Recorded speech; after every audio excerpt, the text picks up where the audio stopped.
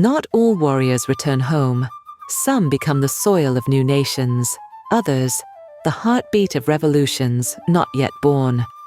Long before Captain Ibrahim Traoré rose with fire in his veins and thunder in his voice, his bloodline began in a quiet green corner of Kenya, in the hills of Nyamira. This is the story not told in history books, a story buried beneath banana trees, whispered through winds across the Congo Basin, and remembered only by a drum carved in Kisii stone. Baraka Omenya was born in 1918 in the highlands of Nyamira, where the morning mist clung to tea leaves and children played by rivers that sang in Kisii. His people were farmers, craftsmen, and seers. His grandfather was a medicine man. His father, a sculptor, known for carving soapstone idols with eyes that glowed. But Baraka's soul did not settle in silence.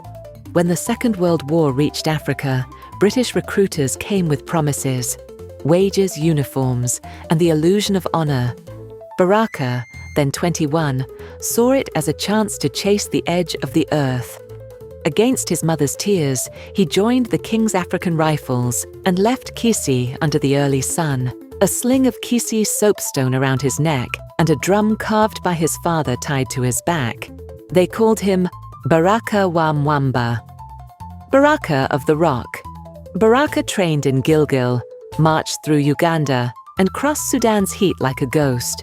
But his path veered westward with a special detachment sent to French territories, reinforcing Free French forces in Upper Volta.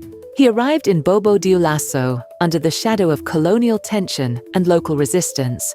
French officers looked down on him. Locals watched him with curiosity. But Baraka was unshaken, his mind sharp, his spirit grounded.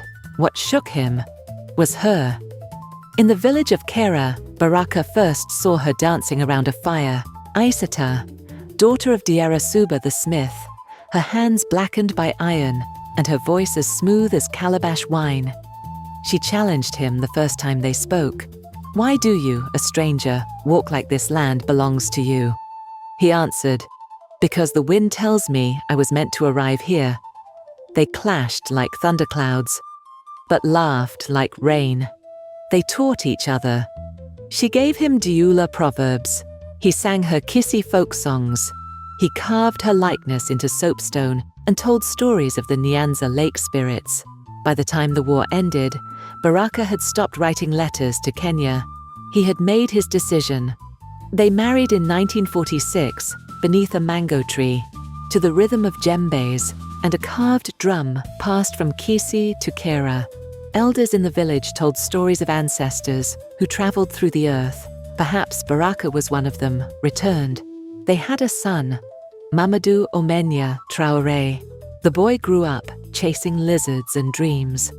At night, Baraka told him stories of Omogaka, the wise elder from Kisii who spoke to stars, and taught him how to beat the family drum, not with force, but with soul. When Burkina Faso gained independence in 1960, Baraka stood in silence on a hill and wept. He said to his son, "The colonizer has left, but his shadow still lingers. You must learn not just to see the sun, but to be the sun." Mamadou became a teacher, a community leader, and a keeper of two flames, east and west, Kisii and Mosi. When Thomas Sankara was murdered in 1987, Mamadou gathered the youth in secret. He taught them dignity, resistance, and rhythm. His son, Yakuba, would inherit this spirit. And in 1988, Yakuba's wife gave birth to a boy named Ibrahim. When the boy was born, a storm erupted, though the skies were clear. Elders whispered, "A lion has returned." But not alone. Ibrahim grew in strength, in silence, and in fire.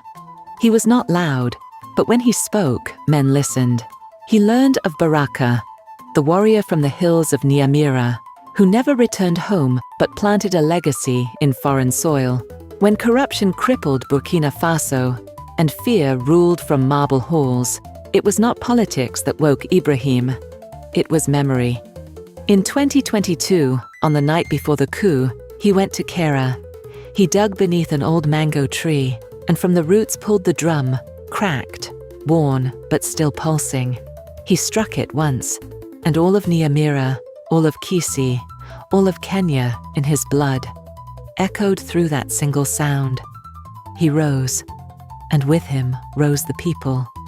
There is a hill in Nyamira with no grave, but a tree shaped like a drum.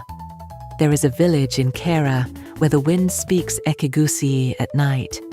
There is a man called Ibrahim Traoré who carries not just a nation, but a legacy carved in stone and rhythm. And if you walk between the mango trees in Kera or among the banana groves of Kisii and listen close, you may still hear the forgotten drum calling home.